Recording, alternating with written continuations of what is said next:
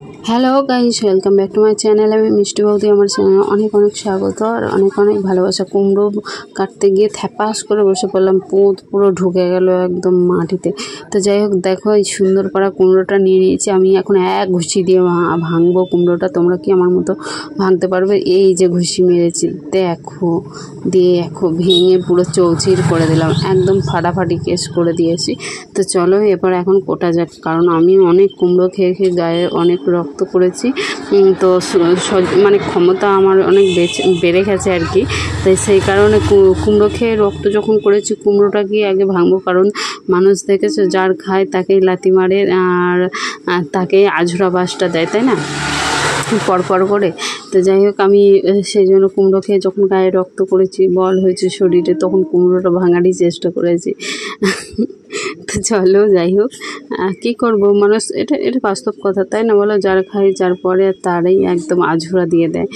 তো যাই হোক, চলো, এমন আঝুরা দেয়, টেনে বার করতে একদম সেই ছেড়ে দেমাকে দেবাচি অবস্থা হয়ে যায়। আমি এখন সেই কুমড়োটাকে এখন ছিঁড়ে ভেঙে নিয়ে এসে এখন কেটে এখন রান্নাবান্না করতে যাচ্ছি। ওর কুমড়োটারও সেই অবস্থা, যতক্ষণ না খেয়ে দিয়ে পেটে যাচ্ছে ততক্ষণ আর কি শান্তি নেই। তো যাই হোক, চলো, আমি তো, আমার হাত তো মনে হচ্ছে চলছে না। আর আমার এই বটিটাতে ভীষণ কাটতে ভয় লাগে গো, মানে এত পরিমাণ মানে ধার আছে বটিটায়, মানে কী বলবো তোমাদেরকে, প্রচণ্ড পরিমাণে ধার আছে বটিটাতে।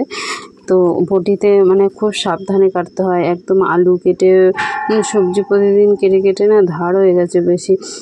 মানে সবজি কাটলে বলে নাকি মানে ভোঁতা হয়ে যায়, কিন্তু আসলে তা না। এটা কি মানে লোহা জানি না, তো ওই ইস্পাতের না কিসের লোহা হলে বলে নাকি প্রচুর আলু করলে প্রচুর ধার হয়, জানি না, এটা আমি শুনেছি, এবার নিজের মধ্যে জানি না।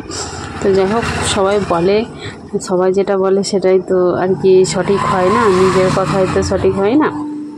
তো যাই হোক, সবাই যদি ভালো বলে সেটাই ভালো জিনিস হয়, আর সবাই যদি খারাপ বলে সেটাই খারাপ। আমি ভালো খারাপ বললে সেই জিনিসটা আর কি আসলে কিছুই হয় না।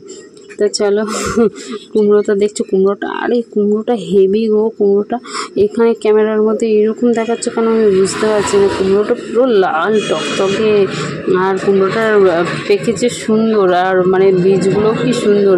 কুমড়োর বিচিগুলো ভাজতে হবে, কুমড়োর বিচি ভাজা খেতে হেভি লাগে, জানো তো। তোমরা খেয়েছো গো কুমড়োর বিচি ভাজা? আগে আমরা ছোটোবেলায় অনেক খেয়েছি, জানো। কুসুম বীজ যেগুলো বলে ওগুলো আর কি ভাজা, মুড়ি ভাজলে, মা ঠাকুমারা আগে মুড়ি ভাজতো, চাল ভাজতো, তো তখন আমরা কুমড়ো বিচি, তারপরে কাঁঠাল বিচি, তারপরে কি বলে তোমার কুসুম দানা, এসব বাকি কুমড়োটা রেখে দিই, পরের দিন হয়ে যাবে। কারণ আমরা একবারে তো খেয়ে নিলে হবে না, আর একবারে খেতেও পারবো না। তাছাড়া 3-4টে লোক মিলে কি অত বড় কুমড়োটা খেয়ে নিতে পারি বলো? তো কখনোই পারবো না, তার জন্য রেখেও দিলাম। আর খেতে পারলেও আমি খেতাম না, কারণ সব জিনিস একবারে খেয়ে নিলে সেটা একদমই ভালো না। কারণ একটু অল্প স্বল্প জিনিসপত্র যেমনই হোক তেমন একটু রেখে খেতে হয়। কারণ এটা তোমার দেখো, একটু রেখে খেলেও ধরো ঘরে কেউ আসলো, সেটাকে বানিয়ে দিতে পারবে, বা নিজেদেরই কোনো সময় কিছু নাই সেটা দিয়ে চালিয়ে নিতে পারবে। তো এই কারণে সব জিনিসপত্র একবারে ঢেলে উপর করে খেতে নেই। তো যে কোনো জিনিসই হোক, বা প্রত্যেকটা জিনিসই অল্প করে রেখে রেখেই খেতে হয়। চলো, আমার তো হয়ে গেল, এবার রান্নায় চাপানোর পালা। আসলে লঙ্কা কটা দিয়ে দিচ্ছি, কারণ দেখো কুমড়োর তরকারিতে হালকা লবণ, হালকা চিনি, হালকা ঝাল ঝাল না হলে ভাল লাগে না। কারণ কুমড়োটা দেখো এমনি মিষ্টি হয়, তাই না? তো তার জন্য একটুখানি লবণ আর ঝাল এগুলো সব যদি ঠিকঠাক দেওয়া হয় না, তো তবেই ভাল লাগে খেতে। আসলে এক্সট্রা কিছু মশলা টশলা তো দেওয়া হয় না, তো মানে কী বলতো, এইগুলোই দেওয়া হয়, জিরে, হলুদ, লঙ্কা গুঁড়ো, হলুদ, এসবগুলো দেওয়া হয়। এগুলো দিয়ে প্লেন একদম খাবারটা তৈরি করা হয়, তো খুবই ভালো লাগে, খুবই টেস্টি হয়। আর এদিকে দেখো সবজিগুলো তো কাটা হয়ে গেল, আমি ওই জন্য সেই জায়গাটা পরিষ্কার করে নিচ্ছি। আমি সবসময় না সবজির খোলা আগে ফেলার চেষ্টা করি, কারণ আমার না ওরকম জবরা করে রাখতেও ভালো লাগে না, আর ঠাকুমা দিদা এরা সবাই বলে নাকি সবজির খোলা সবজি কেটে ফেলে রাখতে নেয়। আর আমি যেন চুলটা কেটে কী যে বিপাকে পড়েছি আমি তোমাদের বলে বোঝাতে পারবো না। চুলটা তো কেটেছি, চুলটা কাটার পরে যে এই অবস্থা হবে আমার আমি একদমই ভাবতে পারিনি, জানো তো। কি বিরক্ত লাগছে, একে তো গরমকাল, সামনের চুলগুলো কাটা, আবার পিছনের চুলটাকে যেভাবে হোক করে ম্যানেজ করা যায়, ঠিক আছে, কিন্তু সামনের চুলটাকে তো কিছুতেই বাগে আনতে পারছি না একদম। মানে ওটাকে নিয়ে বিপাকে পড়ে আছি আমি। কারণ যখনই দেখো আমাদের কাজ বাজ হ্যাট হয়ে সমস্ত কাজটা করতে হয় ঝুঁকে ঝুঁকে, কিন্তু যখনই হ্যাট হচ্ছে তখনই চুলের ডগগুলো এসে চোখের কোণে ঢুকছে, তখন কেমন বিরক্তটা লাগছে বলো তো। যখন আমি দোকানে কাজ করি তখনও তাই আমাকে হ্যাট হয়ে শাড়ির ফলস লাগাতে হয়, শাড়ির হাত সেলাই করতে হয়, ব্লাউজও হাত সেলাই করতে হয়, এদিকে রান্নাবান্নাও সেই তাই সেম জিনিস, সবজি কুটতে হয়, বাসন মাজতে হয়, ঘর মুছতে, এগুলো সবই হ্যাট হয়ে করে। আর আমার গলাটা ভীষণ শুকিয়ে গেছিলো, ওই জন্য আমি ফ্রিজ থেকে কটা জল বের করেই রেখেছি। আর ঠান্ডা জল খেতেই ইচ্ছা করে, একদম গরম জল একদম খেতে পারছি না। এই গরমটা যে কী বিচ্ছিরি দিয়েছে। বৃষ্টিটা হলে ভালো করে সুন্দর করে তারপরে ঠান্ডা হোক, একটু রোদ্দুরটা কম হলে ভালো লাগে। তা না, কী যে অবস্থায় পড়ে আছে একটা, একদম কি বলবো, আর বিচ্ছিরি গরম। আর ঘরে থাকতে পারছি না, বাইরে গিয়েও থাকতে পারছি না। বাইরে প্রচণ্ড রোদ আর ঘরে তো বিচ্ছিরি গরম, এর জন্য। চলো, এদিকে কড়াইটা তেতেই গেছে প্রায়। আর ওই পাশে ভাত বসিয়েছি আমি। আজকে কাঠের রান্না বসাইনি, কারণ জ্বালন হচ্ছে গিয়ে দেখলে তো মানে ওই দেশলাই পাবো না, জ্বালন পাবো না, হ্যানা ত্যানা করে, ওই জন্য ওই ভাতটা এখানেই রয়েছে, ফুটে গেছে, অফ করে রেখে দিয়েছি। আর কুমড়োর তরকারিটা করে নিলে মুড়ি খাওয়া হবে, আর ভাতের জন্য অল্প থাকলে থাকবে, ভাত খাওয়াটাও হয়ে যাবে। আসলে ভাত খাওয়া বলতে কিছু এরকমভাবে না যে কুমড়ো তরকারি দিয়ে ভাত খাবে, সেটা না, মানে আর থাকলে ওটা দিয়ে আর কি ফেলে দেবো, ওই খাবারটাও খাওয়া হয়ে যাবে, এইটাই আর কি, আর অন্য কিছু না। যে একবারে শুধু কুমড়ো তরকারি দিয়ে ভাত মুড়ি যা থাকবে সব চালিয়ে দেবো, ওইটা না। মানে ওটা দিয়ে আর কি চলে যাবে, অল্প মেশোলে সেটাই, অন্য আর একটু তরকারি করলে সেটা দিয়ে চলে যাবে, সেই জন্যই বললাম। চলো, এবার তো কুমড়োগুলো সব থালার মধ্যে, বাসনের মধ্যে নিয়ে নিলাম ধুয়ে টুয়ে। এবার আমি এখন রান্নার ফোড়নগুলো বের করছি। বের করলাম হচ্ছে শুকনো লঙ্কা, তেজপাতা, আর ওদিকে কী রয়েছে কোটোতে, 5 ফোড়ন। তো চলো সবই অল্প অল্প করে দেওয়া হোক, না হলে তো আর হবে না। আলু না দিলে না টেস্ট লাগবে না এই জিনিসগুলো। এমনিতে ধরো আদা বাটা দেয় অনেকে কুমড়ো তরকারিতে, আমি কিন্তু আদা বাটা দিই না, আমার ভালো লাগে না আদা বাটা। প্লেন একটা সবজির তরকারি করবো, তাতে যদি আদা রসুন হ্যান ত্যান দিই, ভালো লাগবে? ধুর, আমাকে প্লেনটাই ভাল লাগে বেশি। আর হ্যাঁ, ভালো লাগবে কখন বলো তো, যখন যদি ছোলার ডাল টাল দেওয়া হয় না, তো কুমড়োর তরকারিতে ছোলার ডাল দিলে ভালো লাগে। আর যেন কুমড়ো ভাজা খেতেও খুব ভালো লাগে, কালো জিরে দিয়ে সরু সরু যেমন আলু ভাজা হয় না, ওই রকম আলু ভাজার মতো যদি কুমড়ো কেটে গরম গরম ভাজা হয় রুটি দিয়ে, বা রুটি দিয়ে খেতেই ভালো লাগবে, মুড়ির চাইতে সবথেকে রুটি দিয়েই ওটা ভালো লাগবে, অন্য কিছুতে একদমই ভালো লাগবে না অতটা।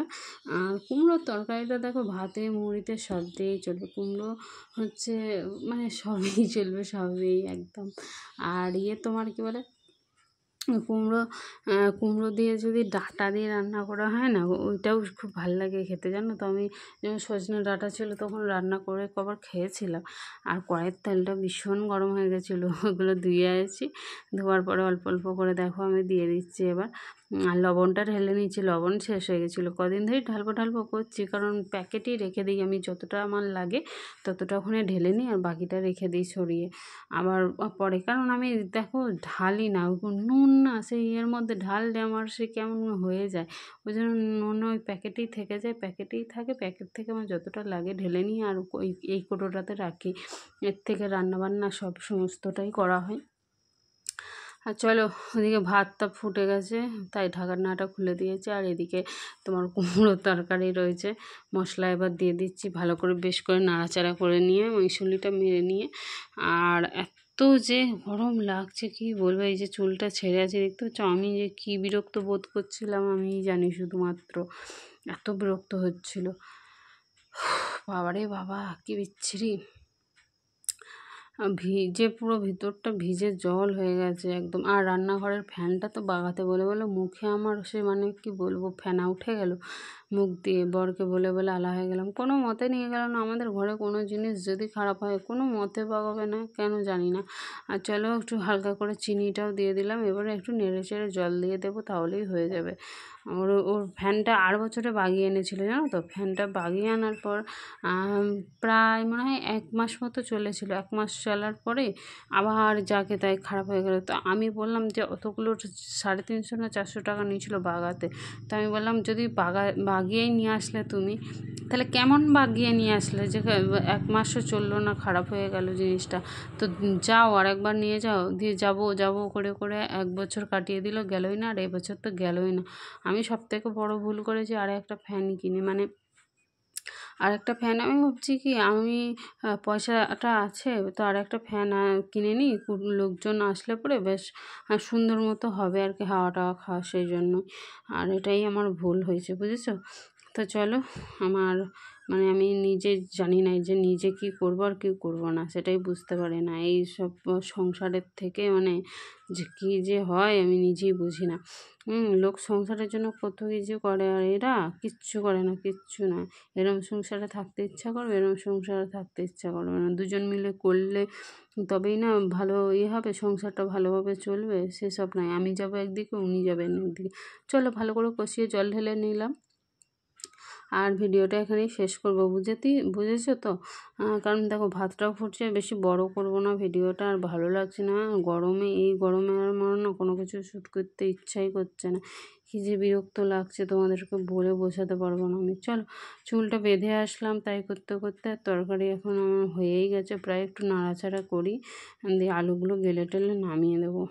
কারণ ভাল লাগছে না, দেখো আমি পুরো, আমাকে দেখেই বুঝতে পারছো পুরো আমার ঘাম দেখো একদম পুরো মুখ থেকে মাথা থেকে পুরো পায়ের নিচে একদম গড়িয়ে গড়িয়ে পড়ছে, কী বিচ্ছিরি। আর ফ্যানটা যদি থাকতো তাহলে কি বলো তো, একটু করে হাওয়া খেতাম, আবার একটু করে তোমার রান্না বান্না করা হতো। জানি রান্না করতে করতে ফ্যান চালালে উনুনে হাওয়া লাগবে, জ্বলবে না, কিন্তু তবুও তো গরমে ভাপার থেকে তো ভালো ছিল। চলো তরকারি নামিয়ে নিলাম, আর এপাশে ভাতটাও ফুটছে, ভালো করে ফুটিয়ে বন্ধ করে দিয়েছি। এখন বন্ধ থাকুক, আবার কিছুক্ষণ পর নামিয়ে তখন ফ্যানটা গেলে নেবো, বলো ভালো হবে না। চলো এদিকে দেখো আমার তরকারিটা খুব সুন্দর হয়েছে। আর সবাই খুব ভালো থাকবে, সুস্থ থাকবে গো, নিজের খেয়াল রাখবে। চ্যানেলটা সাবস্ক্রাইব না করে থাকলে চ্যানেলটা সাবস্ক্রাইব করে দিও, বেল বাটন অন করে দিও। টাটা।